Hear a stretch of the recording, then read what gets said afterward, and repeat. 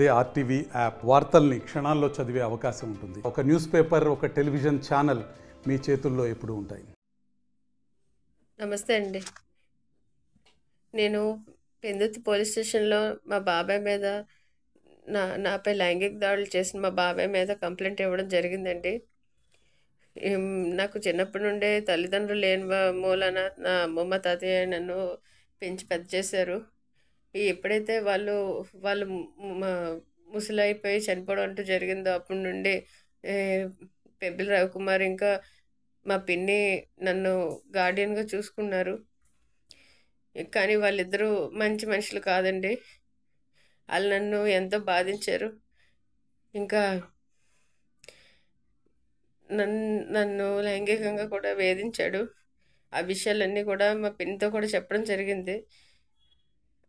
అయినా కూడా ఆవిడ తన బతికేసే సపోర్ట్ ఇచ్చేది. అంతేకాకుండా మా అమ్మమ్మ తాతయ్య నాకు మా అమ్మకి ఇవ్వాల్సిన ఆస్తి అంటూ నాకు ఇచ్చారు. అది కూడా కాజేయడం కోసమని నన్ను ఎంతో మానసికంగా క్షోభ పెట్టారు. ఇంకా నాకు ఒక మ్యారేజ్ చేసి ఆ మ్యారేజ్ కూడా చెడగొట్టారు బ్లాక్మెయిల్ చేసి. దానివల్ల తర్వాత ఇతని వేధింపుల కారణంగా నాకు ఒక పాప కూడా కలిగింది. ఈ అరాచకాలన్నిటికీ నేను కేసు వేయడం అంటూ జరిగింది. కొన్నాళ్ళ తర్వాత నాకు సెకండ్ మ్యారేజ్ కూడా చేశారు. అప్పుడు కూడా సేమ్ ఇదే రిపీట్ చేశారు. ఇంకా నేను భరించదలుచుకోలేదు. నేను బయటకు వచ్చి చెప్పాను, కంప్లైంట్ ఇచ్చాను. నా పాపకి, నాకు, ఇంకా నా భర్తకి, అందరికీ కూడా ఎన్నో బెదిరింపులు చేశాడు. మమ్మల్ని చంపేస్తానంటూ బెదిరించేవాడు. ఇప్పుడు రిమాండ్కి తీసుకెళ్లారండి. పోలీసు వారు నాకు న్యాయం చేసినందుకు చాలా సంతోషం, కృతజ్ఞతలు అండి. వాడు ఏంటంటే ఎవరొకరు పెద్ద మనుషుల చేత రాజకీయ పరంగా చాలా ఇన్ఫ్లుయెన్స్ ఉండడం వలన వాళ్ళ పేర్లు వీళ్ళ పేర్లు చెప్పి ఏదో ఒక విధంగా బయటకు వస్తున్నాడు.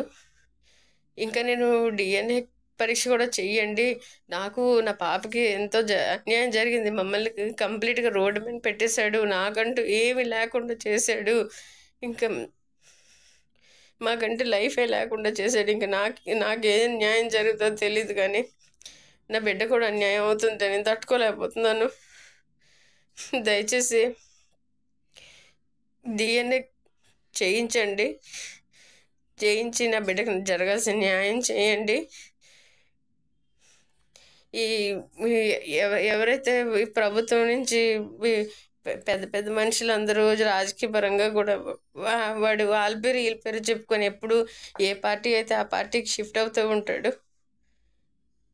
ఎవరు కూడా దయచేసి సపోర్ట్ చేయకండి, ఎందుకంటే నాకు జరిగిన అన్యాయం ఇంకెవరికి కూడా జరగకూడదు. ఆడపిల్లల జీవితంతో నన్ను ఎంతో ఆడుకున్నాడు, నాకు భవిష్యత్తు అంటూ లేకుండా చేశాడు. మీరందరూ నాకు సపోర్ట్ చేయాలని నేను బ్రతిమలాడుకుంటున్నానండి.